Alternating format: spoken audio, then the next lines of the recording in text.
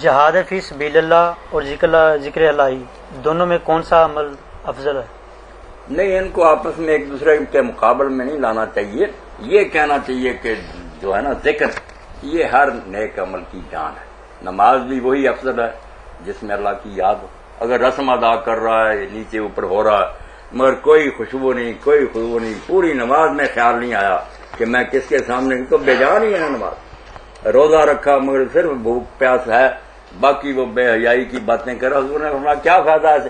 تو ہر عمل کی جان ہے ذکر اللہ. جہاد فی سبیل اللہ بھی ذکر ہوگا تو جہاد فی سبیل اللہ ہوگا، ورنہ لڑائی ہوگی خواہ مخواہ، لوگوں کو مارنا ہوگا. کوئی نہیں، جرم ہو سکتا بندے. ذکر اللہ یعنی اعلاء کلمت اللہ ذہن میں ہو کہ میں نہ پیسے کے لیے آیا ہوں، نہ لونڈیوں کے لیے آیا ہوں، نہ خواہ مخواہ لوگوں کو مارنے، میں تو اس لیے نکلا ہوں کہ دنیا سے فساد ختم کرنا. اس بات کو حضور نے فرمایا. لوگوں نے پوچھا کہ صدقہ کون کرنے والا سب سے افضل کون ہے؟ یہ نہیں کہا کہ وہ نہیں، وہ کام ہے. نماز پڑھنے والا افضل کون ہے؟ جہاد کر سب کے ساتھ حضور کہتے رہے جو اللہ کو زیادہ یاد کرتا ہے. یعنی کام وہی کرنے ہیں. مقابلے میں لے آتے نا کہ ذکر اللہ کرنے والے اور ہو جائیں، جہاد نہیں. جہاد کرنے والے، نمازیں پڑھنے والے، درس دینے والے، سبق دینے والے، بچے پڑھنے والے، سب کے ذہنوں میں نیک کام کے ساتھ ساتھ ذکر اللہ ہوا. یہ صرف اللہ کی رضا کے لیے ہم کر رہے ہیں، اللہ کو خوش کر. اگر اللہ کا خیال ذہن سے نکل گیا تو یہ سارے معاملے دنیا داری.